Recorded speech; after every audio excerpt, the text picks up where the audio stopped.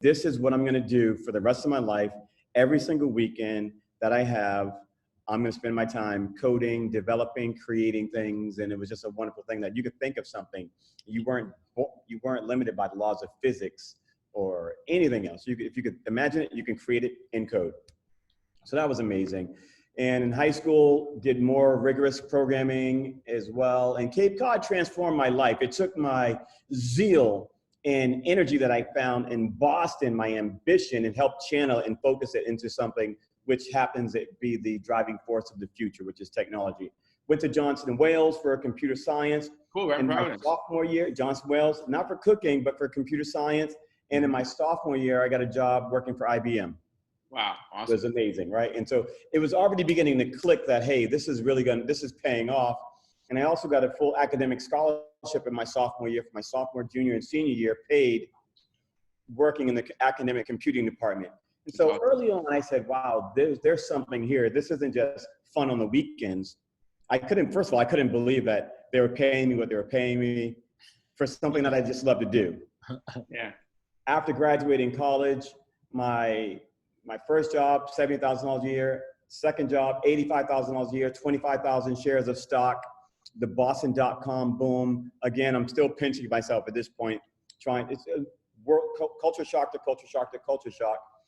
Then after working for several startups, my wife and myself, I took 10 years off running a day spa with my wife. Nice. Getting massages and facials every day. And then in 2010, I got bored again, started another startup, grew that, scaled that, and had a nice buyout offer. And then in 2015, a lot of my friends had been coming to me, asking me, hey, can you help me get in, you're doing well, what are you doing? So I started training a lot of my friends in technology. Got 25 of my friends into technology, ended up doing a talk at Google, a Google talk about that. Ended up working for another company, teaching computer science to individuals. And one of my first students is right here. I'm not sure if it's on your screen or down there or up there on this Brady Bunch thing. But Cliff was one of the first students that really stood out. We met through some events that we were doing in Providence. And this class we were teaching was Harvard University curricula, and it was really, really hard. He finished it in half the time. Wow. When at the halfway point, most people were still about 2 or 3 weeks, maybe a month behind. He crushed it, and he'll tell this party, I'm gonna steal your glory, actually. I'm gonna steal some of your glory. So 4 of the best students in the class formed a team and entered into Harvard's global coding competition in 2016. And 600 and something teams worldwide entered the competition. Was it 12 or 12 teams tied with a perfect score? Wow. Only 3 teams in the United States. The rest were around the world with the perfect score. And our team was one of them. Nice. And so we realized early on then that, okay, wow, he's a special talent. I think I'm pretty good at what I do. And we should be like the Wonder Twin powers, right? Wonder Twin powers, form of a geek, a super geek. And so we created our own school called Careerdevs. And we had an ulterior motive. We did want to, and we're doing a great job with helping people get jobs. In 1 year, guaranteed placement, companies are blown away. They're hiring people right there on the spot as they go in, because our style of teaching computer science is unlike anything in any 4-year university. It's the 1-year program. But the selfish motive was that we wanted to build our own army of software engineers. And the way I was able to find Cliff is the same way that we're able to find all of the all-stars. And we're saying, oh my God, like Cliff, this reminds me of you. She reminds me of you. He reminds me of you. And he's like, wow, this and so we've assembled our Infinity Stones. We're geeks. You're gonna get a lot of geeky analogies. Star Wars, Avengers. I would apologize, but it's who we are. Yeah, I'm there too, man. So that's what we're doing now. We have our own software development company, and we really exceed people's expectations, whether it's from the career devs, training students to go into companies, or creating applications and software innovation at Brown University. I've been in their orbit for the past 4 years. Last year, they brought me on officially as the entrepreneur in residence for Brown University here in Providence. And there's that aspect of Ivy League entrepreneurship, the way what you see at Harvard and Stanford, and being able to take a company, scale it and grow it, has not been lost on me. And now bringing that back into that environment has been powerful. And we also bring that into Dracodess. So you get a lot of entrepreneurial. We understand, we speak your language. You're an entrepreneur. We're software developers, but we understand what you're trying to do. You want to grow, you want to scale, you want to get this in front of VCs, you want to take over the world. Let's do that. And that's who Arnell Millhouse is in a nutshell. I have a wife, 22 years married, a 17-year-old boy, and a 12-year-old boy. And just amazing, amazing kids, amazing family. And we spend a lot of time on the Cape in the water. It's awesome. Very cool. Clifton. Clifton. I'm looking here too. Hey, Arnell, could you push the computer next to him? Because Yeah, we're going to get really, there you go. Awesome, thank you. You'll actually hear a couple patterns in this, which again just shows how much on a similar scale we kind of are. So I was born in Cape Cod, and then mainly moved to Rhode Island, into Warwick. From there, kind of got into school. For the longest time, thought I was going to be a chef. I was actually looking to be a chef. Wow. Going to Wales, signed up for it. Senior year of high school, took a coding class. I loved it. It was fascinating. It was fun. My father grabbed this computer at home, so I played with that, learned the ins and outs of it. And from there, I was like, no, I got to switch. So I switched my major from cooking to computer science. Wow. And took 2 years in there, and then I realized this really isn't fitting for me. I want to go, there's more I need to do.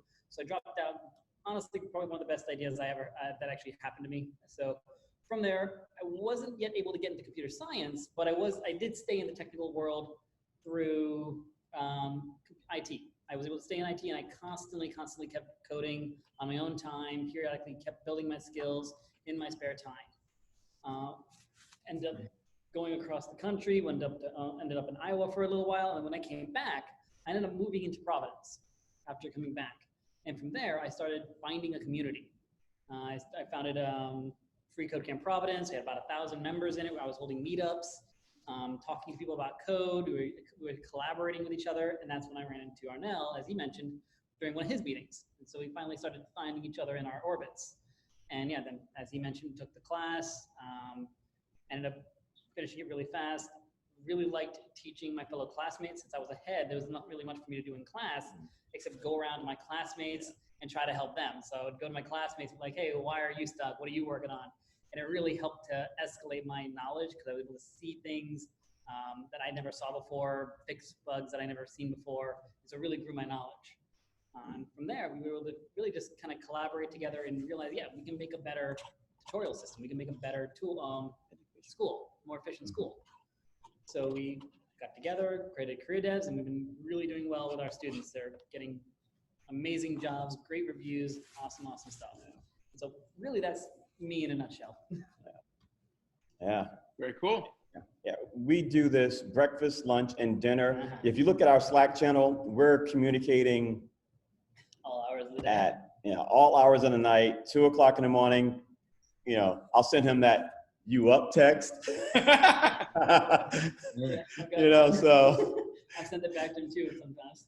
yeah, so I think that we were separated at birth. I really do, and it is one of our. So one of the great things as well that you get with us, we've placed 50 software engineers into jobs, from $70,000 a year all the way up to $140,000 a year with Amazon Robotics, and it's Fidelity, eMoney Advisor, and all Citizens Bank, all these big, from tech companies to fintech companies. And what's great about Careerdevs is that we're not taking the students that were the A and B students in high school. We're taking the students that were C and D students that are now working in retail, used car salespeople, photographers, and DJs. It's like really weird, just 2 or 3 jobs. And they're so much more grateful Mm. Because they're making $20,000, $30,000 a year, and we're bringing them into $80,000 and $90,000 a year. And when people, when they come back to visit pre-COVID, you know, there's tears. You don't see this in normal graduates because they've been working in these fields for 5 or 10 years. And we're like we're the true American melting pot. Because there's every race and nationality. There's no like dominant, you know, it's like it's all over the place. And you know, so those students are grateful, but they're also, hey, can I, because they still want to work with us. Sure. They're like, hey, you know what, the first 6 months that AWS kicked my ass, they said, but you know what, I'm cruising now. What can I do with you? Emerton, when I called Emerton, he's at AWS, $140,000 a year. He's the highest person, the highest salary. I said, Emerton, I said, here's a call. I said, are you ready to work with us? He says, Arnell, he goes, I've been waiting for this call. He goes, because I'm so jealous of the other students that I know that graduated that are working with you guys. And so in addition to our core developers, we have so many other developers that are, and what they're learning, they're like, oh, we're learning this at Twitter. Oh, Twitter's doing this. You guys should implement this. Hey, we're doing this at Fidelity. We're doing this at eMoney. We're doing this at Amazon.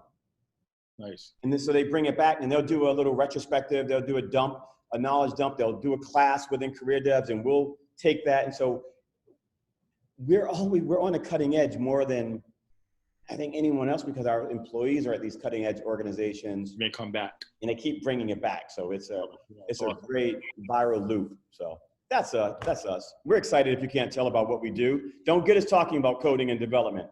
Go all day. We're about to do that. Greg, could you give them a kind of a snapshot of your incredible journey as well? So you guys started sometime, what, 2000, 2005, 1995, around there? So 92 for me, and 2000 and something. When did you graduate? When did you get your first tech job? First tech job would have been like 2007. 2007. Yeah. Wow. So I started coding in 1972. Wait. All right. So wait. Let me see. Fortran or COBOL? Basic, Fortran, COBOL, and C, the original C. Wow. We teach C. Oh. It's incredible. So, you know, machine language. I was learning line by line, syntax, all that shit. And we didn't even have monitors back then. There wasn't even a CRT. We had, we put in information in lines of code. It came back completed, or we got an error message on line 22. And then you had to figure out what the hell the message, what went wrong.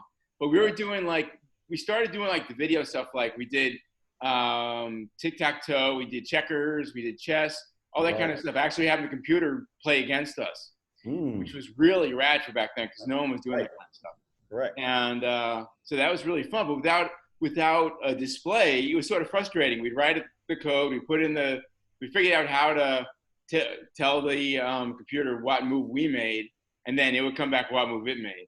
And we're doing our math homework on it and everything else, and it was really fun.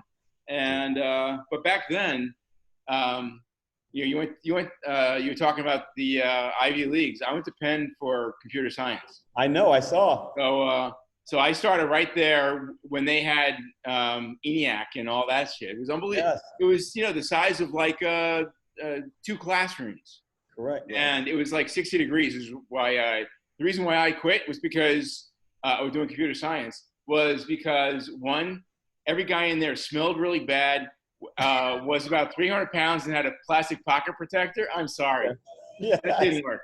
And 2, there were no females doing it. So that was 2 strikes against it. Also, I like being in the warm temperatures. It was freaking freezing in there. I wasn't going to work in my down jacket.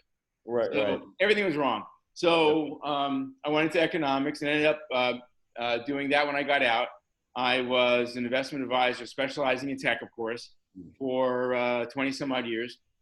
And during that time, when I started, around the same time I started coding, I was learning how to fence. I was playing tennis. I was teaching sailing already. And I was just learning how to start skiing. So I was doing a lot of cool sports that I'm 5'8", so I wasn't playing baseball or basketball or football. And so I was playing the other sports, and I just love them. There's so much passion that goes to the other sports that I wasn't seeing the other guys have, you know? Yeah. So I've always loved that side of sports. Yeah. And so I was, at one time, I was #1 in the nation in my area in squash. I was a pro sailor. I taught 4 sports. I taught skiing, sailing, squash, and fencing. And so I was doing a lot of cool stuff in sports while I was having this big investment career. And then in 2003, I was doing a lot of, obviously, I was doing a lot of internet investments. I was doing a lot of tech investments. And we were doing the original, like the butterfly computer and all that kind of, it was really, I was doing a lot of IPOs. So when they came out with these things, I was right there. I was like, yeah, I know what that is. Yeah, that's good. That'll work. And so that was really cool. But then in 2003, I had this vision. I woke up, I said, hey, honey, I just had this really cool idea. I had this vision where there was this cloud, and I was reaching out to grab the Hungarian fencing swords that my team needed. I reached out to grab the soccer cleats that my kids needed for their soccer team. And then I reached out to grab the registration materials for the nationals for the squash tournament I was playing. So I'm thinking to myself, you know what? That cloud was the internet. And if I can do all this stuff at my desk, sitting down, just reaching out to the world on the internet, that's going to change the way everything's done. Right. The problem was that what I then envisioned as far as what I could put on my screen wasn't even available yet. There was no social network. Facebook was just, still up in Harvard. Right. The video was barely, not 5% of us in the United States had one device that had video. And usually that was either a school or a library. And now we have 3 or 4 devices each. Right. So we know the story about that. No one was putting their credit cards online, so no one was really doing Amazon yet. And so I just had to sit back and wait. So in the meantime, I started a sporting goods store. We were selling retail, institutional. I was still playing a lot of squash, still sailing a lot. And we ended up being very successful at the sporting goods side. We brought in 3,000 manufacturers in like 3 years, which is really cool. And then when I saw the internet starting to percolate and come where I thought we would need it in the future, I put that on the side. I went forward with what I was doing with building the site. So we started off building a team and league management system with the social component. And then my partners, who were sleazeballs, they took the team and league management system. I took the social network and the resources. And we went our separate ways. They ended up crashing to the team and league system. And so I took my side and ran with it. In 2014, we started UBsports. We did 3 betas. And then we launched, where we are now. Now we're working on the commercial site. So that's up to speed where you are. Now, what was really cool was that in March, we won the Walmart Incubator Challenge, called the Scale Challenge. Really? And we were supposed to go on March 30th to April 4th to Northwest Arkansas to claim our awards and get the investments and that kind of stuff, but COVID hit. Correct. And then about a month later, I started working on the Hike Sports Innovation Challenge. That was like your story, 2,000 of the world's startups in sports and esports were challenging each other. We ended up being one of the top 14 out of those. So we ended up being an incubator. So, just like Cliff, he had 12 people win, we had 14 win. Wow. And so we're the social network of the 14 companies. That's awesome. So it's our job now to work out where we want to go, what I can do in 2 months, and show them that we're kicking ass and that we're bringing it to the point where it's commercial, it's ready to go, and we're going to be bringing in the governing bodies, the USOC, the leagues, the teams, and start nibbling on the pro teams. That's great. So that's my goal. That's what I'm looking for. And we had this company that I was talking to for a couple of years, about a year and a half, that was based in California, but their developers were over in India. So there was a time and language and culture difference. Right. And I've worked with those guys over there before, and it was always like they were talking down to us, like they didn't believe that an American really got past third grade. And it's true. They were writing shit that, you know, a kindergartner could figure out. And but it was also very ineffective. Right. So what I want is something that is intuitive, that, you know, can be effective for everybody from a 10-year-old to an old guy in the Masters. Correct. And so that's what I'm doing. I know we spent about 1.5 years working on the back office, which I think is really going to be fantastic and patentable. And the front office is what it is. It's as few clicks as possible to get to the information you need. That's it. And that's why you see, you know, when you look at the site, you see 2 lines of nav buttons, and one line is what I came here to do outside of my sports, and the other thing is directly, hey, I want to know about this sport, that sport, and I want to learn, I want to train, I want to watch video, I want to find out where to go cycling when I go to California. Wow. So the idea is that we know there are about 5 touch points where we really can make a big difference in people's lives. And we want to make sure that those parts in particular, I think if we conquer those, we're going to have 100 million raving fans in 5 years. Yeah. And that's exactly what I want to do. I want to make sure that these people go like, that site did every single thing I wanted it to do. That app answered all my questions. That video on the app was just the best video I've ever seen.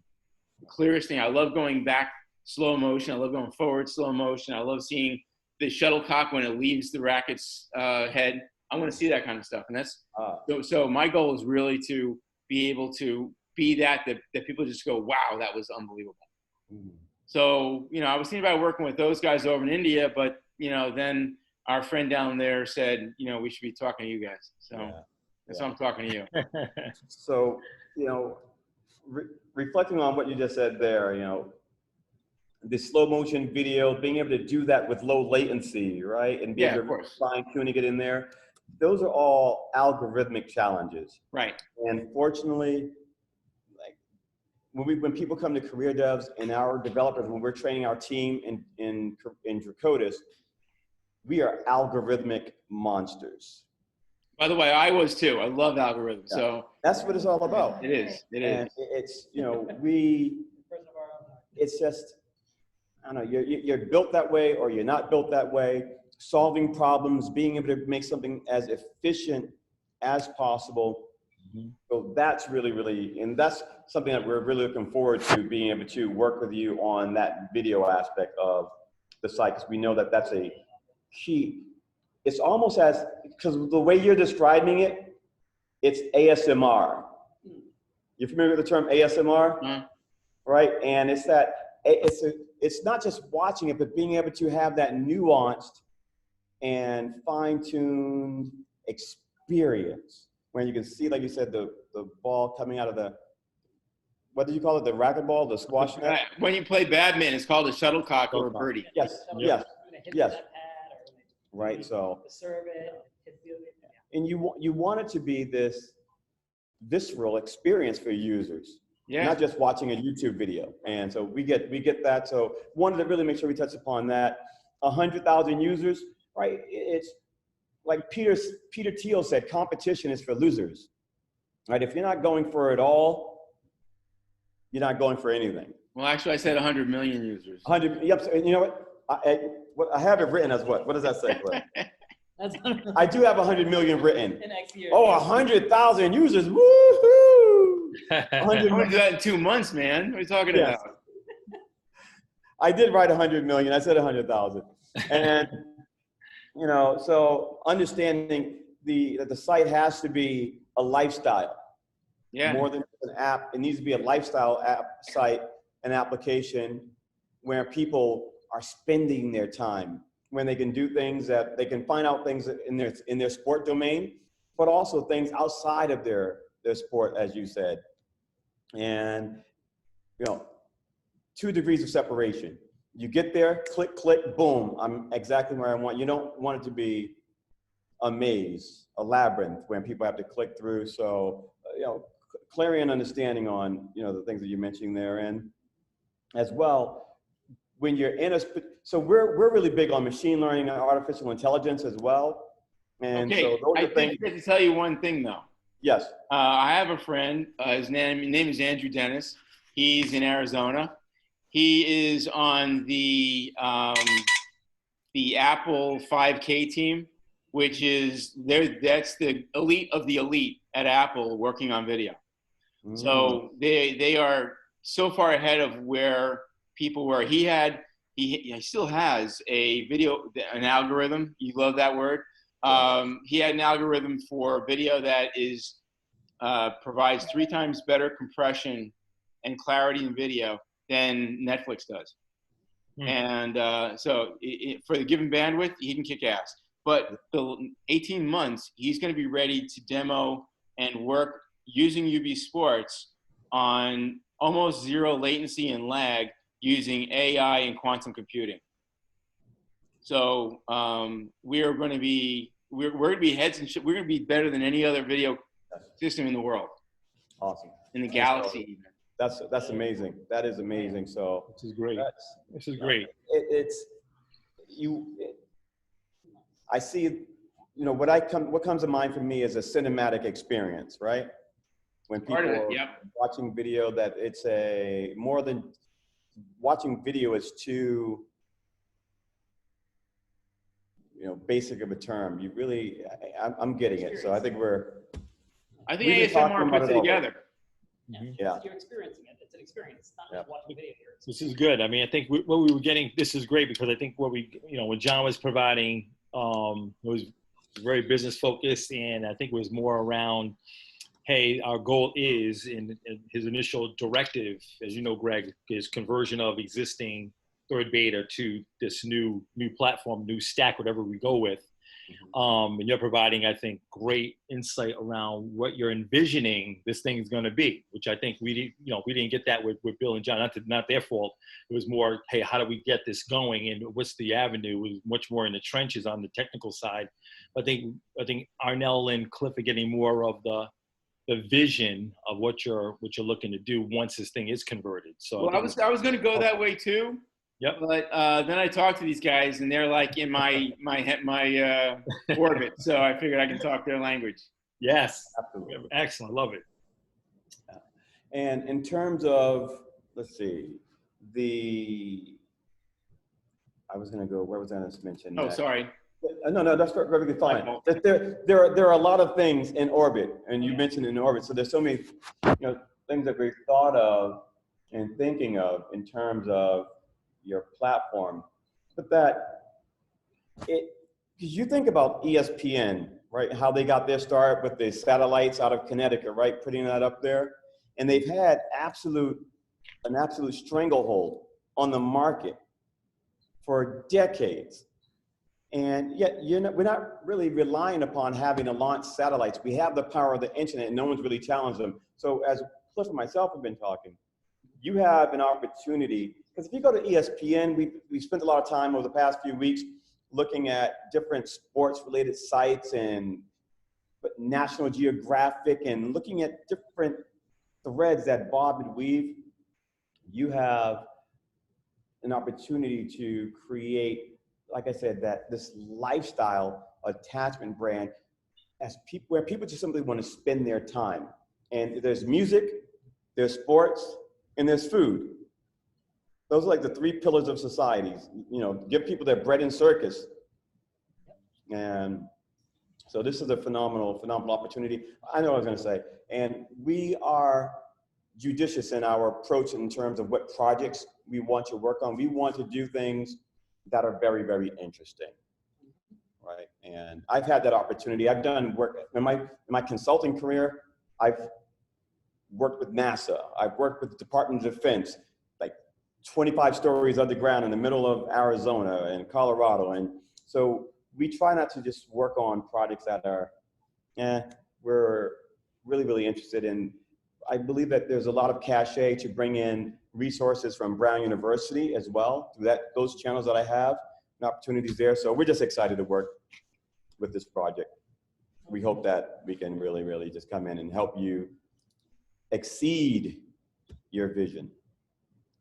It's going to happen because the tools that we are given as a leapfrog, we have better and better opportunities, and we can take it much further than what I could even imagine. I mean, when 20 years ago, I started imagining this thing, the tools weren't there. The community wasn't there. Nobody was ready to see it. Yeah. And so it really took that long. I think the same thing, even over the next 6 months, year, it's going to be the same thing. The new thing's going to come around, and we'll be able to say, hey, we can use that.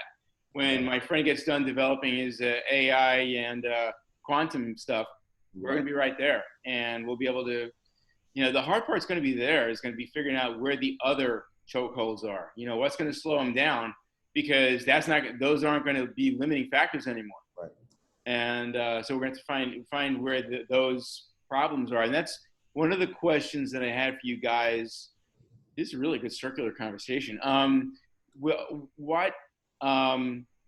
you guys said that one of your guys worked for AWS. Is that your preferred cloud at this point? We are so agnostic. We don't care if it's AWS. Now, so we'll give you our opinion in a minute, but I'll tell you, it's sometimes we don't even notice that, okay, we're doing this on, GC or AWS or Azure. It's whatever, right? It's McDonald's, Burger King. It's Capital Grille versus Capriccio's in Rhode Island. So, right. And I ate a Capital Grille last time I was there in Providence. Nice. Yes. We've used AWS, Google Cloud, Azure, Heroku, IBM more recently. So we've used multiple different hosting environments. So. Now, in terms of like costing, what's your order for in terms of like who? Costing for free tier, AWS has probably the best free tier for the full year. They have the best free tier. Within limits, though. Yes. Yeah. Within limits, but still, it's not a amount, it's a time frame, as long as you stay within the free tier. After that, I would say Google, price-wise, AWS is probably the most expensive right off the bat, based on my experience. And then in terms of technology for AI, and what we find happening, so let me preface what I'm going to say, is that each of these companies are just leapfrogging each other. Of course.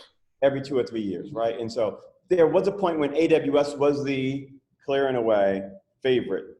And then out of nowhere, you saw Azure pop up and really garner the first core of market share. But then Google, they said they wanted to specialize in machine learning and AI. And so they have a lot of really great tools with TensorFlow, and they have that really baked in well. But now Amazon is just mimicking that, and they've created a great suite of tools for AI. But I say technology-wise, tools-wise, which ones do you feel have that you just, this feels the most advanced? It's torn between AWS and Google right now. They both have very competitive offerings with their tool sets. Right now, the only thing that Google has that Amazon doesn't have is Google has Firebase, which works with their Android development systems and the Google and the Android devices. So Firebase, you kind of have to use that if you want to communicate with Android devices. To be able to integrate that is one advantage I think that Google has over AWS right now. But AWS is building a mobile package like suite system, and they're building it at the moment. I've seen hints about a new mobile kind of hub on AWS's platform. So with Google, you would use Firebase to build on Android as opposed to React or other stuff, or? No. In addition to. In addition, yeah. It's mostly used for messaging, for push notifications, such like that. And you can actually do it for both Android and iOS if you wanted to. That's an option as well. That it can actually work with both devices. It can also be a type of database system as well, if that's an alternative to using something like Mongoose or Postgres or SQL. Firebase is another NoSQL-esque database structure with a publisher subscriber model that they have. So pretty powerful system that they have right there. That system right now is kind of their edge on technology. So. And Amazon's, what Cliff was alluding to, is Amplify. And so, but again, Firebase is much more fleshed out, it's baked out, and these platforms, when one company gets a lead in one area, they'll say, okay, we're not going to chase them on that one. We're not going to try to compete against them on that. But what Google did, it says, we're going to come up with a better method in a different area. So we're going to outperform in terms of mobile app development. We're going to create Firebase or purchase Firebase and really absorb that into our ecosystem to make it easier for developers to do messaging, which is a godsend, and it's really, really great. And in terms of what advantages would you say AWS has over Google? For AWS, like their databasing kind of system has been really impressive to me, and their storage structures. That has been very easy to use, very easy to use for their databases. So that for if you don't use Firebase's SQL system or NoSQL system, you have to go third party on Google to store a NoSQL database. You have to go like Mongo or Mongoose, something like that. You don't really have one built in. So, right over here. Looking at my computer. So that would be one of the things I've noticed there is that AWS has a much better, robust databasing system, where Google is kind of lacking on that. Now they have identical file storage systems. You got D3 versus Google Cloud Storage. Those things work almost identical to each other. Very simple and easy to use. But yeah, the databasing is one of the things that I felt like AWS kind of powered out on. So yeah, you can do Postgres, SQL, NoSQL, all of it through AWS. Is that with Google Cloud, you have to go through a third-party system for like NoSQL. Right. So as far as the database goes, are you leaning toward MySQL or I lead mostly through Postgres for SQL-based systems and Mongo for NoSQL are my two big kind of leaners. And I actually don't lean either way. I look at the benefits that SQL has and the benefits that NoSQL have, and I use the right model and the right design structure for the data being stored. Yeah, so we'll examine the use case for the type of data coming in and determine so that if it's highly structured data, then we go PostgreSQL. Not MySQL, because MySQL, while it's open source and it's free, nice community, you don't really find too many serious corporations that are concerned about security. And just has so you go with PostgreSQL. And then for non-structured data, which is really more popular in the new age of Internet of Things type of data, we go with MongoDB. Now, we will say as well, so that's sort of new, isn't it? Is that flushed out totally? MongoDB? Very much so. Very much so. And you'll see now, so notice that we haven't really even spoken about Microsoft Azure. And here's so I've got a Bill Gates tattoo here and a Steve Jobs tattoo here, okay? And I won't tell you that I have got a tramp stamp tattoo with another geek, but we'll leave that for another conversation for another time. I hope he's cute anyway. Right? And, I was born and bred in the Microsoft world. My first starts early days with DOS. Yeah, me too. But then, as I discovered the world of Unix and the internet, ARPANET, 1969, began with Unix. And the raw power, every major internet exchange is founded on Unix. Right. And for the longest time, I was hoping that Microsoft would switch gears and really just adjust to what the rest of the world is doing. Yeah. But Bill Gates was really staunch in saying, no, the sun is going to revolve around the earth of Microsoft. But Galileo said, no, Microsoft isn't the center of the universe. It never has been. It's been Unix. It's been these platforms. And so my greatest knock against Microsoft was that they never opened up to reality. And they operate within this reality distortion bubble. And development isn't very innovative. Because Microsoft has had this walled garden, and now Apple is beginning to suffer from some of that type of vision. But I believe that with Google and Amazon, they are pure Silicon Valley startups. And I believe that because Microsoft was up in Seattle, away from Silicon Valley, they have this disconnect. Yeah, they stay in a silo. They are, and so Azure, for instance, .NET. We teach it. A lot of our companies hire for it. We're good at it. We like fine, you know. But it's sort of like, we know that we're like, what world is this? It's like, we're not. It's Microsoft. What they try to do is say, okay, we appreciate the internet. Like for instance, like the new one is .NET Core. Yeah. So they come with .NET Core. Right. I'm like, why not just adopt the internet standards? Yeah. And so that's the only thing so we do it, but we feel like we have to you have to jump through these extra hoops that aren't really necessary. And if you look at the startups that come out of Silicon Valley, 90% of them choose Mongo, Express, React, Node.js with the PostgreSQL implementation. That's 90% of the startups that are coming out today. And if you talk to people in your VC world, hey, what's the stat coming in these companies? I don't know any. And I'm at Harvard, Brown, and MIT all the time. No one is talking about launching their startup with .NET. Yeah. It's like there's no use case that you have to be in that arena or have some tie to it.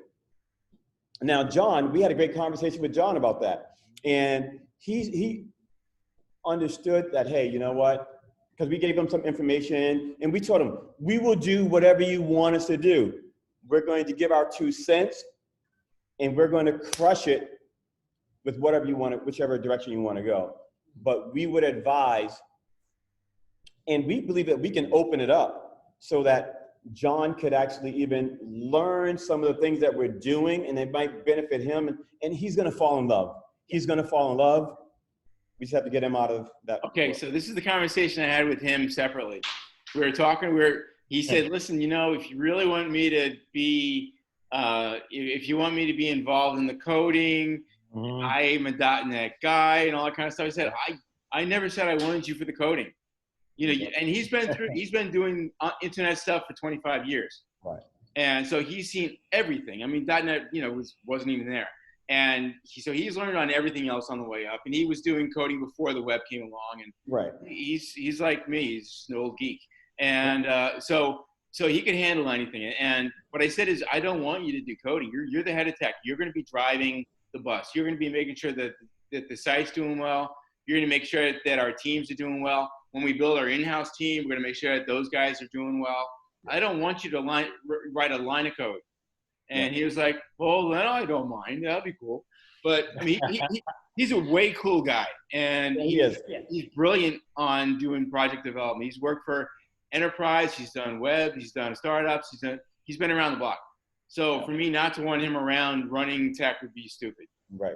So, we So, had a great time with him. And was it Bill as well? Yeah. Yeah. Bill's my video geek. Yeah. Bill's my video geek. He's like, he knows everything about that. You have an amazing team. You really do. I'm so lucky, man. And it was like, it was just God was saying, okay, put these balls in here. You know? It was amazing. And I'll tell you what I told him. If he ever wanted to look at the code, we follow a certain practice called clean code. It's code that is legible to people that have even an inkling of computer science. Even people that aren't necessarily computer science can still read the code and kind of know what's going on, because we use very thought out variable names, function names, class names, file names. And it's structured very intelligently so that it's legible. If he knows one language, he's going to read our code and it's really going to make a lot of sense to him. I guarantee you, whenever we go into an environment and we bring them into the modern era, to the 21st century, from whatever draconian realm they've been in, they're like, oh my God, you know, this is awesome. And he will be coding. He will, because I think he has that bug. He'll try, and it's going to be fluid for him. It's going to be easy to pick up because of the way that we do our design and development and architecting. So. Well, that's the important part for me.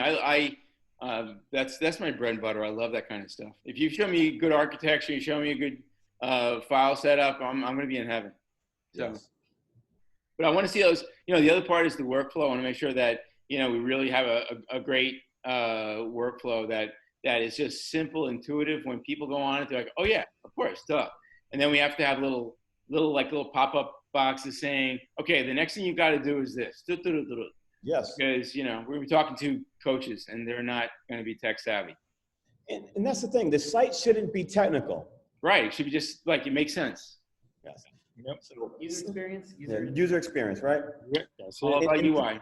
Very in intuitive. college, I had a professor. He was actually the head of academic computing, and he was also a professor. His name was Marty Civila, Scandinavian bloke with the sweeping blonde hair. He was the furrowed eyebrows. Everyone in the university was terrified of Professor Civila. And as a freshman, we had to do a report on someone in the computer industry, and I picked him. Everyone's like, "Are you crazy? You're gonna interview him?" And so I remember being in his office, and throughout the entire time, so he says, "Okay, Milhouse, all right. So what do you want to talk about?" He goes, "I don't have a lot of time. What do you want to talk about? What do you want to talk about? What do you want to do?" And so I'm talking to him. So we're having this great dialogue, and it was a great interview. At the end of it, though, I mean, his hair, he has a wild sweeping hair, right? So he says to me, he says, "Milhouse," he goes, "you can have the greatest technology in the world, but if you fail to humanize it, you have nothing, Milhouse. Do you understand me?" And I'm sitting there like, and I still have my notes to this day, and it says, humanize it. But he drove the point home that it shouldn't be about technology. It's about humanity, and it has to be utility. Yeah. Is it a light bulb? Right. Is it a wheel? Something that's useful, that people don't have to think twice about flipping on a switch or turning on, or moving a wheel. So, technology has to be. Yeah, exactly. The biggest lesson I ever learned was reality is not reality. Perception is reality. Yeah. Mm-hmm. Just perceive that it works, and you perceive it's the smartest thing out there. It is. Yeah. And that's key. If they perceive it's smart and technical, that's what it is. Whether it is technological or not, no matter how techy it is, if it feels like it isn't, that's what we're going to think. Yeah. Yep. There we go. And that's the best thing about it. When I wrote an article, something around 2000, or I guess it was around then, and it was all about what's going to happen when we get to the point where we don't recognize advances in computers, when it's all commoditized and it can't go faster. The next generation isn't going to be noticeable, because what's going to happen is, along with the growth in speed and everything else that's been happening over the past 20 years, it's going to become more human, and it's going to become it's just going to feel more like a human, and we'll understand it better. We'll understand it more intuitively, and it's just going to do what it's supposed to do without us even noticing it's there. Yes. And that I want us to feel like it flows. This is what it's supposed to be like conversation is, That's great. 100%. Love it. Wonderful. That's great. So at this point, I don't know, Greg, if you wanted to. I know Arnell and Cliff did a great job of kind of running through flow, and we kind of really did a semi-deep dive into their approach, and we did get around that to Arnell's point around a .NET conversation versus a preferred stack, and that they would offer their opinion. I think John and Bill really appreciated that hey, we're looking for those that kind of advice, and obviously we'll take the input, and Greg will have the final say. So we got around that .NET, Azure, React JS, whatever it's going to be. We got that hurdle pretty quickly. So I don't know whether you want to do a deep dive on the approach again as reiteration, or just kind of keep this conversation flowing as is, jump into kind of timeline, or anything you want, agenda items for Tuesday. I think there are a couple of things that of course are important to me. One that's going to be important to my bean counter is, do we have any idea if you've been looking at what we have right now? I don't know if you've been able to go into the back office to try to build a group or a team or anything like that. But the back office is, again, I spent like a year and a half sitting down with the developer every day, working on different ways to do it. And at the time, using Ruby on Rails and using the gems that were there at the time, we did a really good job. That was 4 years ago. Now we're going to be able to do a lot better, make things a lot smoother. And using Java, it's going to be a lot better, more alive. And there are a lot of things that I had in my mind that we didn't even think about tackling as we were doing this. One of the things that I wanted to do is first of all, build an amazing personal profile, so that it really is me. It's almost like if I died, it would go, my personal profile can go on and be me. And so I really want to make sure that the personal profile is really good. We had about 4 or 5 pages of personal information at varying depths. Like you start off to like who I am, where I am, what sports I like, and what roles I play in each one of those sports. Because there are about 6 or 7 different roles you can have. You can be a player, you can be a parent of a player, you can be a coach, you can be a trainer, you can be an administrator at a governing body. And so all those things require a little bit of different tool sets or different access to those tools. Mm-hmm. And you're there to accomplish a little bit different things. Mm-hmm. Obviously, if I'm a player, I want to learn, I want to watch, I want to enjoy, I want to be a fan, and I want to become a better player and reach my goals and feel like I'm really into my sports 24/7, no matter what device I'm on. If I'm a fan, I want to help. If I'm a fan, I want to watch, I want to enjoy and be entertained, basically, and then be able to, as much as possible, be involved with the play. And I'm not a player. I'm a fan. I'm watching. But on that side, obviously, has gone crazy. Gaming has gone crazy, and betting has gone crazy. So there are different ways you can approach that. I'm just staying away from the gambling and the that side of things. I think you're going to be a fan anyway if you're a player, no matter what, because you have your idols and you have the sports that you want to watch, and you know what the big competitions are. What's really fun for the way we're developing is that every sport is going to have either an Olympic athlete or pro athlete at the top of that vertical. And they're going to curate everybody else's experience, what the best news is, what the best blogs are, where you're going to get the rules from, where the governing bodies are, how you get in touch with the governing bodies, what the best venues are around the world where you want to play. And then they're going to be writing their own blogs, and they're going to be answering questions that come up from the beginners who say, should I lead with my right foot or my left foot, or whatever sport they're talking about, And so on that side, it's we've got it pretty much worked out. But on the parent side, the parent wants to help the kid learn. So they need to know, number one, the rules. They want to find a good team, good mentors, good coaches for them.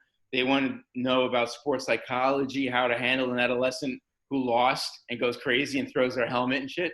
So, you got to find a way to manage their expectations, manage their losses, manage their wins. When my kids were playing squash and they would lose, they get off the court. First thing I'd say is, what'd you learn? Like, I just lost. I learned I suck. I said, no, you don't. You learned something because this guy did something better than you. What do they do better? Yeah. And, so you either win or you learn. You don't win or lose. Right. And so sports psychology, nutrition is really important. All these things are really important. If you go to the site, the top nabs are all about the higher level stuff. The bottom nabs are the sports themselves. And as you're building your profile, again, you want to know your rules, your roles. 2, you have to start telling us more about who you are and how good you are at things. What's my bench press? What's my leg press? What's my bicep curl? How fast am I? How agile am I? How high do I jump if I'm a basketball or volleyball player? So those kind of things are just general stats. But then the third page is when it gets interesting, because you've told us what sports you play. And every sport has its stats. For, again, volleyball and basketball, they have those little things in the gym where you jump up and try to hit the top tab. Correct. And it says how high you jumped. You can prove that. If you can prove any of these stats, a coach, if you're in Providence and the coach is in UCLA, you have to find ways to get that coach interested enough. It's sort of like me trying to get investors. I got to find the right metrics and make it so tantalizing for this investor. He goes, here's my $1 million. Correct. Same thing if you're a coach. I'm going to be investing $250,000 at least in a kid if I'm going to bring him over and have him in my school. So I've got to figure out if this person's right for me. So we got to find stats that we can, number one, show, but 2, validate. And if we can find a way to validate these stats, like that height thing, I could just have you hold up your ID card. This is me, John Smith. Watch me reach 10 feet, and I'm going to jump and hit the 10-foot tag. I'm done. Yep. You get, we're going to have people who are community volunteers in UB Sports who are going to like look at these videos and go, this guy's validated, and they get this little yellow thing that says UB on it, and that's the UB validated or UB verified. I'm sorry. And so if you get that, the coach is going to see it in UCLA and go, hey, he's verified for all these stats. Right. I see his stats. I can see a graph of how high he's jumped over the past 5 years and how his leg press has increased. I want to get this kid over in UCLA. I'm going to pay $500 for him to come over. Right. Instead of having to fly over there and do a workout initially, it's the UB Sports verified workout. Right, exactly. And, you're verified stats rather. So that's really cool. Also, we want to have, we're just working on this. We have another team that's doing high school and college recruiting information. So we're going to the college coaches and saying, listen, if you're looking at a high school kid, what are you looking at? What do you want to see? So many of them said, okay, I want the stats. I want to see them. I want to get these things verified. And I want to see who they are. I want to see videos, not when they hit the shot, when they missed the shot. I want to see what they did when they lost the game. I want to see if they were all crying in the corner or they're like saying, okay, guys, next time we got this one. But, we want to see if they're a team leader or if they're a player or if they're a little baby sitting in the corner crying. Right. And we also want to see them answering questions, how they process things, and see if they answer like, a 3-year-old or 18-year-old. And that is something that I think we're going to invent this tool that nobody else has before, where we're going to have, and you tell me if we can do this, because I think we can do it pretty easily, but it's like an interview and the student reads the question for the first time during this interview. It's a video interview. And he goes like, what happens when you lose? And the kid has to immediately, without like prompting with parents and reading the question, all that kind of stuff, they have to say, this is what goes through my head. Blah, blah, blah, on video. So the coach can see it. There's no way that you can edit it or anything because it's happening real time. And then he answers the question. He answers the next question. By the time you get done with answering 5 or 10 questions, and they put that video goes immediately into AWS or Google, wherever it's going. They can't touch it. They can't adulterate it. And that goes into our platform. And the coaches then go into the recruiting network, who are going to pay for it, by the way. They're going to see those video interviews. And they're going to go like, okay, I want this guy, I don't want this guy. So what you're doing there is what, like on the technical side, companies the students have to take these exams online, and more there's this video component as well when they get to see their overall persona, right? Exactly. The whole person. So it's this whole person that they're trying to identify, and you're bringing that to the sports world, and I say absolutely. So you have a huge database of questions instead of a finite list that they'll have the answers, so that way they won't be able to gamify and know which questions to be able to prep for. Exactly. Love it. Yeah, there'll be some questions that you have to ask, like the top 3 or 4 questions, ones that you have to ask. But they'll be salted in, right? Yeah, exactly. Also use weighting to make sure certain questions appear more often than others. And so we could definitely make a system that would randomly generate. So the test system could be a system where it's definitely generating questions based on weights and stuff. So certain questions are more likely to pop up.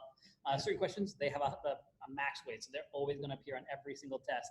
Right. Then you have certain questions that have a higher weight, so they have a higher chance of appearing. And then the ones that are lowest, they're the ones that are going to be sprinkled in periodically. So definitely an algorithm can generate a 100% random test, but yet certain questions are there, and the important questions are also there too. Right.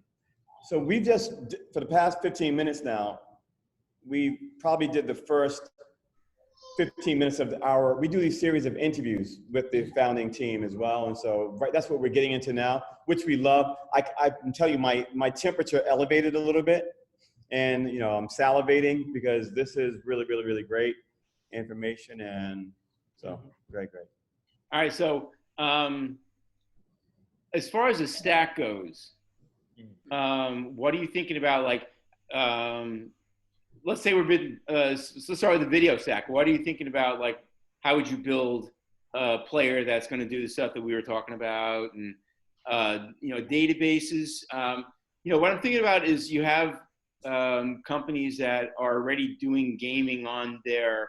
And the other side of the thing is that the hype thing that we won, the second incubator that we won is all about esports and media.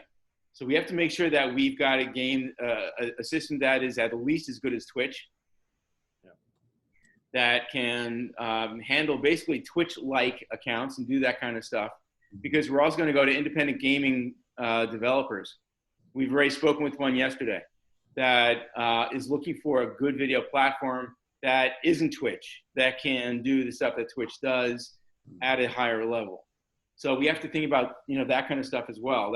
That would be really key to us being the top of the 14 teams in the hype challenge. So we have to keep that in mind as well. So that's when I talk about stacks and being really state of the art and bleeding edge. We really got to be there for those guys. Correct. So you got a big task. I mean, this isn't like building a real estate office thing. No, not at all. And I think from our initial conversations were in the early part when we only had maybe 20% of the information coming across to us, we were talking to ourselves and saying, wow, these guys, I hope they realize what they have on their hands. If they're going for this, they need to go all the way and try to own the market in this space. And then when, esports, I have two sons, 17 and 12, so they want me to work with them. And so we started forming, they have this Silicon Warriors sports league. Cool. They didn't want to form a team. They're like, Dad, we want to form a league and have teams in Boston, Connecticut, Rhode Island, and New York, and have our own league. So they're already doing that, and so there's a lot of simpatico already between what we're doing, and we get it. This would be lost on developers in India. Oh, I know. Exactly. That's why I was glad when you guys are here. I said, yeah, you'll get it. Definitely. So, so I'm a Call of Duty guy. And my kids play Fortnite. Yep. And what are your kids playing? My kids, Fortnite, COD, Call of Duty. They play. Well, in terms of competitive, they play a lot of the Super Smash Brothers. Right. Super Smash Brothers and Rainbow. Right. Rainbow Six. Rainbow Six. Yes. Yes. It's huge. Yeah. And then Counter-Strike is big. That's a lot of people doing that. Coda is another big one. Right. My wife plays League of Legends. That's a huge. Oh yeah, LOL is really big. In fact, there's a team that was actually one of the presenters. SK was one of the teams. They were all about LOL now. So yeah. Yeah. So yeah. So that's cool. So if we think about like how we can make that crackle, I want that to listen. Yeah.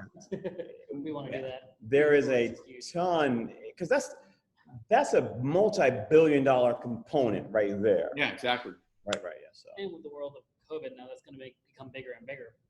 So. Yeah, it is just growing like a freaking weed, and everyone's playing it. There's 2.5 billion people playing it, so it's crazy not to be involved in gaming. 100%. Correct. So what we had to do also, how I thought about this is we started off like thinking, what's a sport and what's not a sport? Is darts a sport? Is billiards a sport?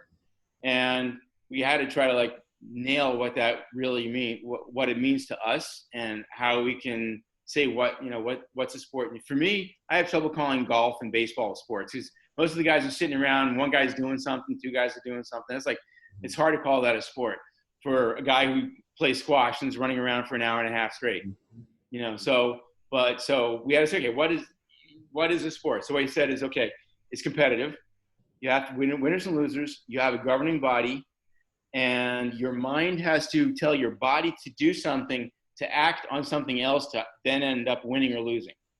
Mm-hmm. So that's how we got gaming. The only way you can work out gaming is if you have your body doing your hands and eye-hand coordination working onto a screen, onto your figures on the screen. So it is interesting. Is there a governing body? It took like years to figure that out. Yeah. Is there a governing body for gaming? Oh yeah, each one of the game manufacturers is their own governing body. Gotcha. There's a couple governing bodies. And then there are other bodies, like when they get into the leagues, the leagues will have their own rules, but they can't really. That's more like how you work out the strata of the different teams, Right. team against team. But the game itself is the game. Yeah, there's really no like NFL of the esports realm yet. Like there's no one thing to run that sports yet. Like NFL is the team for sports. That's it for football. That's it. MLB is the league for baseball. There's no other. Esports doesn't really have that yet. Right. Curious if that ever actually something can develop there. Mm-hmm. So, do we cover enough to get to wet your whistle? Deep end. Yeah, The whistle is at the bottom of the Marianas Trench right now. Cool, man. That's good. Yeah, indeed. So this is really, really good. And yeah, so I think we have, we have more than enough to understand the big picture.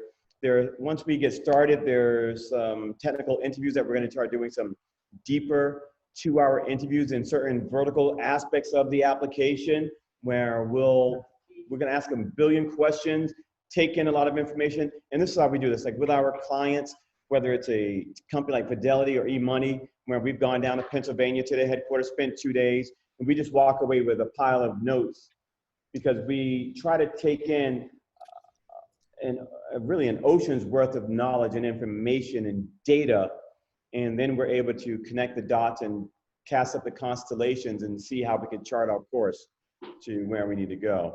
And it's really a Magellan version of software engineering. And so, yeah, we're ready. We're ready to rock and roll. All right. So I was thinking about, I'll be up there on Tuesday. Is that? Yeah. I mean, before you left though, Greg, I know there was one thing that you wanted Arnell, maybe you want to shed some light on this as well, to kind of look at, Arnell and team to look at, was around the matching of the grant, the $100,000 grant that was it AWS? AWS, versus Google, yeah. So I know there's one thing that I wanted to make sure there's anything you want to add to that these guys can begin working on before Tuesday or by Tuesday, or information for Tuesday. Any context around that? It's a good question. If you guys have contacts over there at AWS and Google, and I've sort of squeezed out Azure and the other ones. I think really it's down to AWS or Google. Yep. And right now everything's as server farm up in Albany.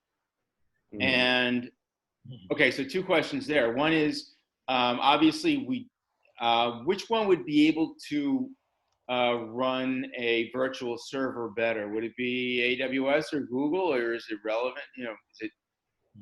Yeah. It's like the ability to process.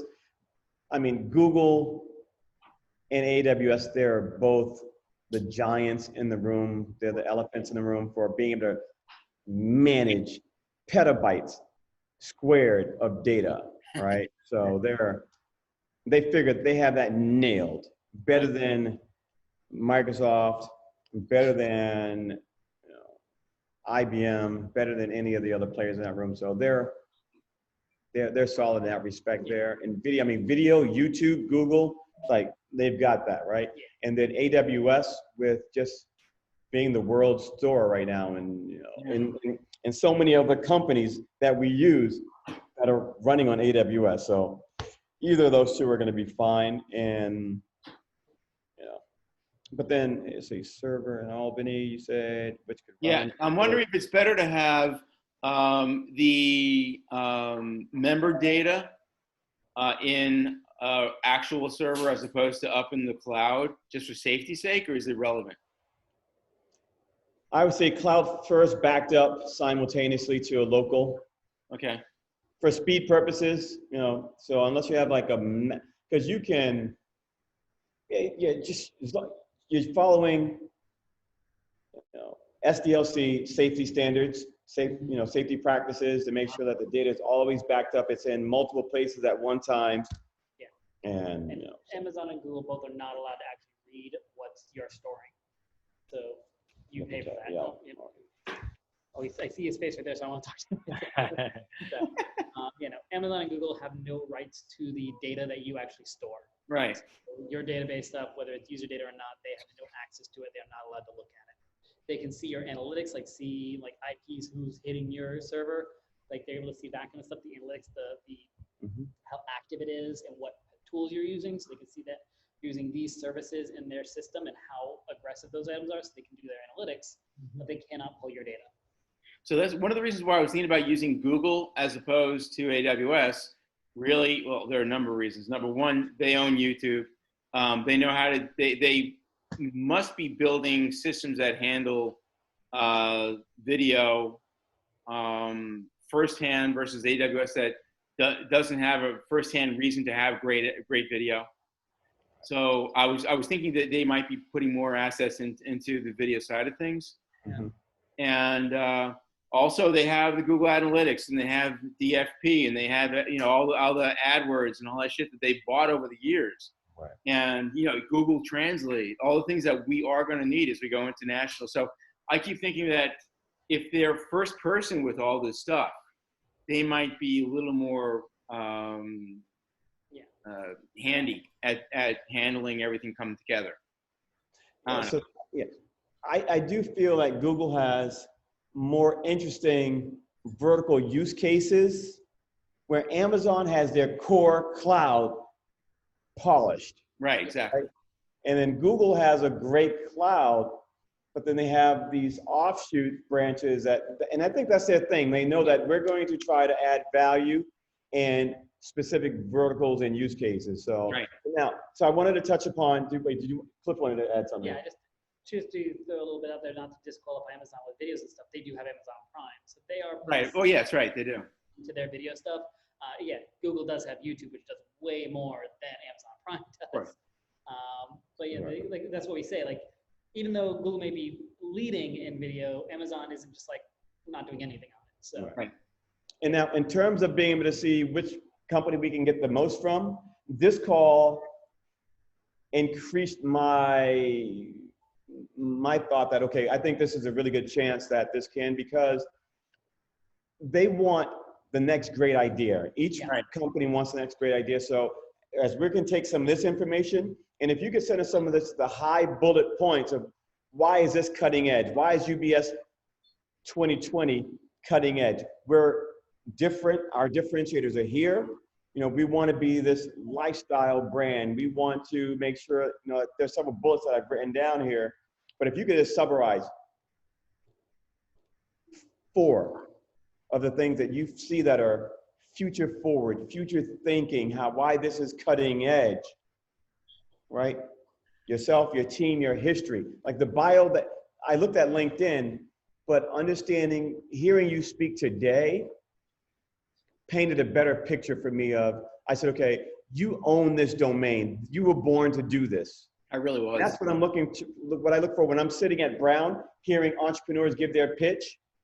At Brown, I'm part of something called the Bears Lair. It's like the Shark Tank. Right. Brown is the Brunonians, the Bears.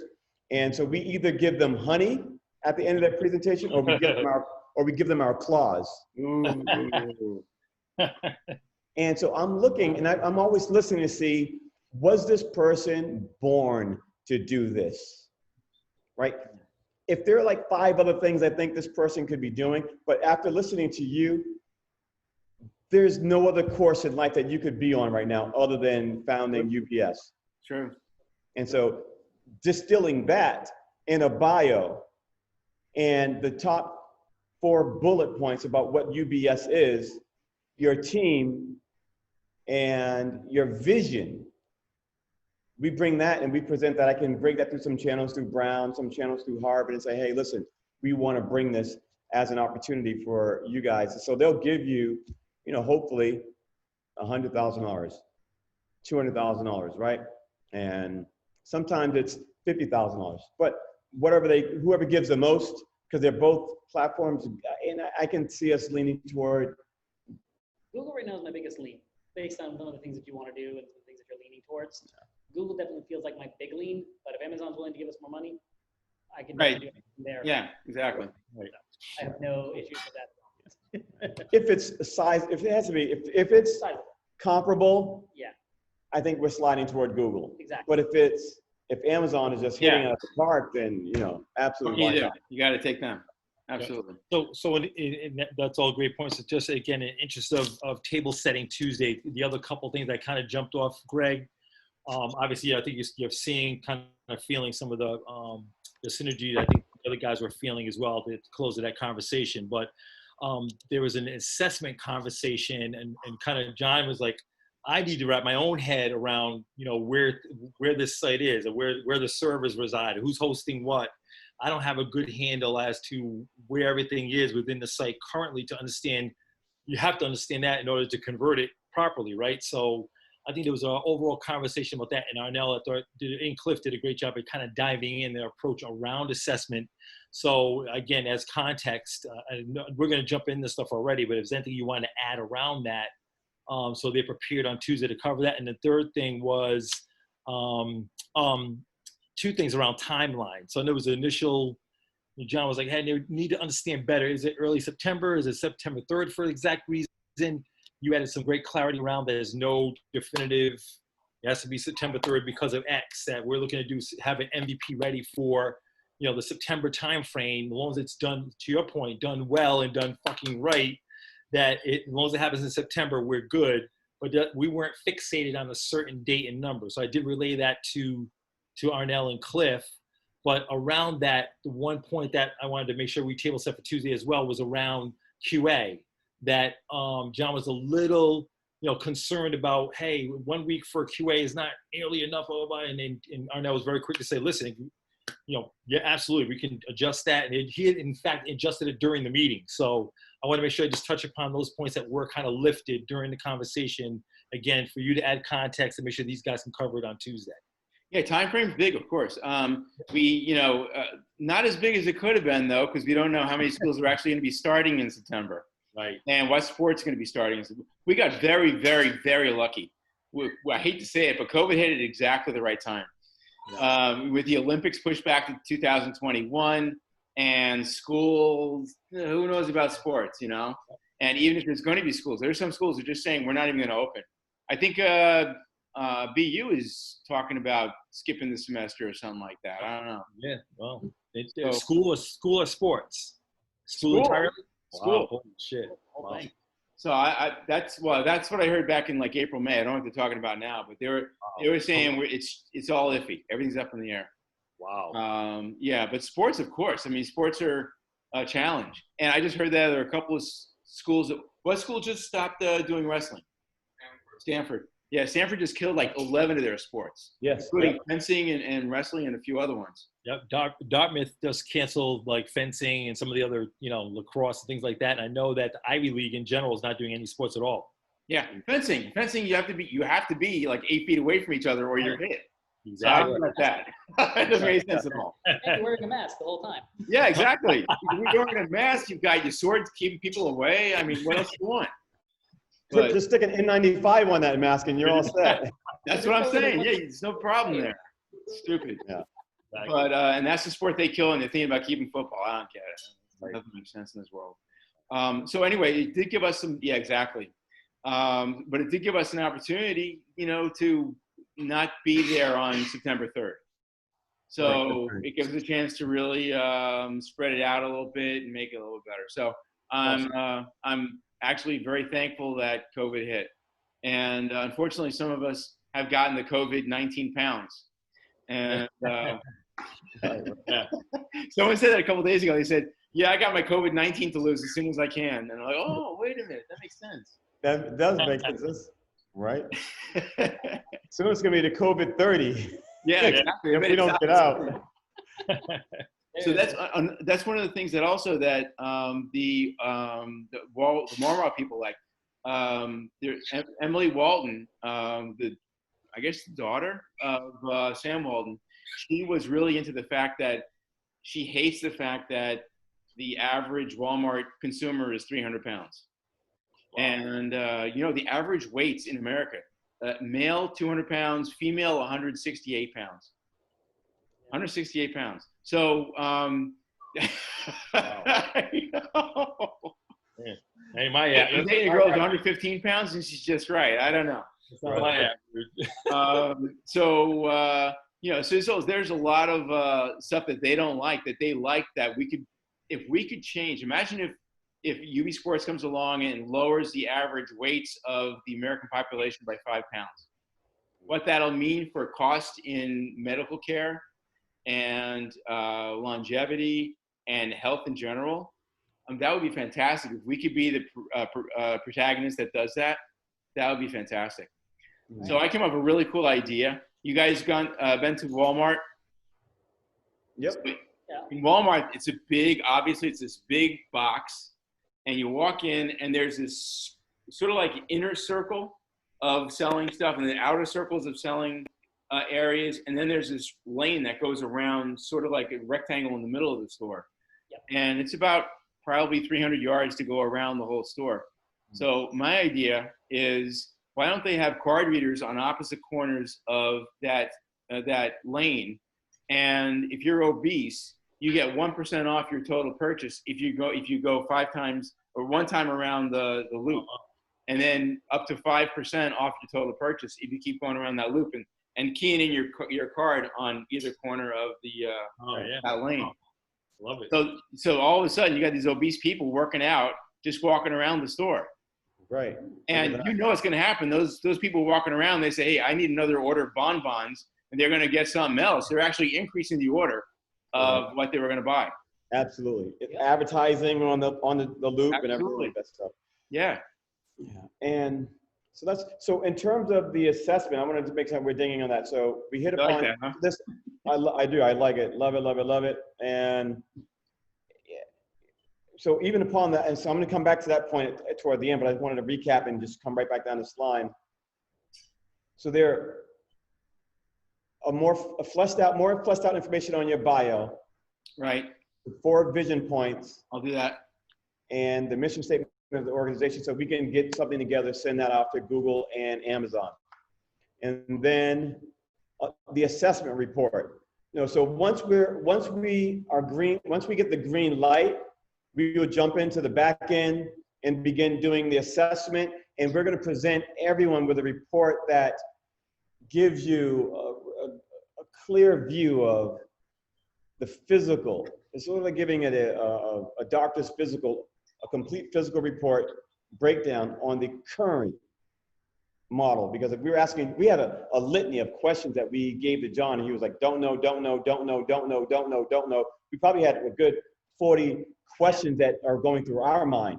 And that's without even looking at the platform in each of those questions. So we're going to give you a really, really detailed analysis of your current environment.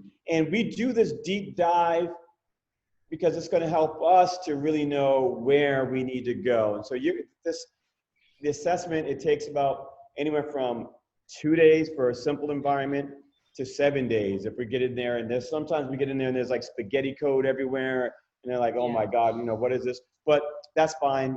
We've looked at spaghetti code before. We've been in the jungle, in the Amazon. We take out our machetes and we're able to get through everything.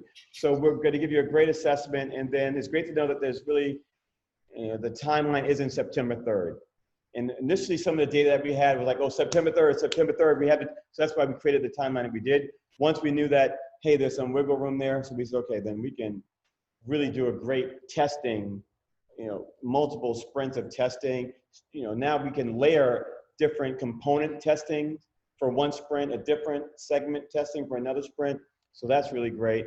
And then in terms of the health aspect, like you were talking about Emily Walton, the UBS sports app that runs on here, on your watch, right? On the Android, on the iOS watch. So now this can really feed data to the UBS sports application. Yep. And so there's a lot of ideas that we have already. So like when you were talking about that, these are conversations that we've already had. Like, oh my goodness, this could be, so now the UBS application is always with them, whether they're here, whether they're in their phone. Now I can simply say, hey Siri, on my watch, record my workout. Right. Hey Siri, record my workout to UBS. She's actually doing it right now. She's like, no, I'm just joking. I'm joking. Stop. You brought up your activity app. Yes, it did. But we can channel. There's a ton of ways that we've thought of as already too. UBS should be integrated. It should be a health wellness application as well. Something that you can, regular companies can pick up to utilize for their employee wellness program. Yeah. Yeah, companies will be interested in this because it will lower their insurance costs. Yeah, and absolutely. Help the employees work better. Yeah. Yeah, definitely. All right, cool. What other questions do you have? We have a ton. Once we jump into let's kick this thing off, get it going. We're chomping at the bit to start it.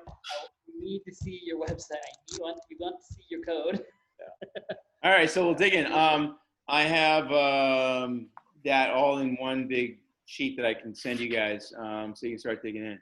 And some might be outdated information. If so, we'll have to find other ways to get into it, whatever, But the last time anyone played with the code was like 2 years ago. Yeah. So, and it's all, I doubt you're going to find too much spaghetti code because most of it was done by a real pro, theoretically. And it was mostly on Ruby on Rails and Gems. So, granted, whatever kind of stuff they were doing is what you're going to find. Awesome. All right. So what's your email address? It is ARNELL. Right. At careerdevs.com. That reminds me. Do you guys watch that series Devs? No. Oh, guys, you got to watch this. It's really cool. It's Devs. It's on FX.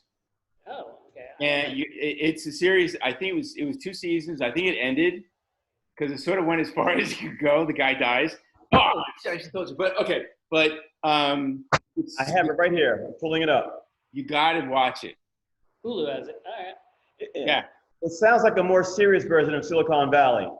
It's it's much more serious than Silicon Valley. This is a guy who builds a quantum computer, and it's all around him rebuilding his lost daughter, she died in a car crash.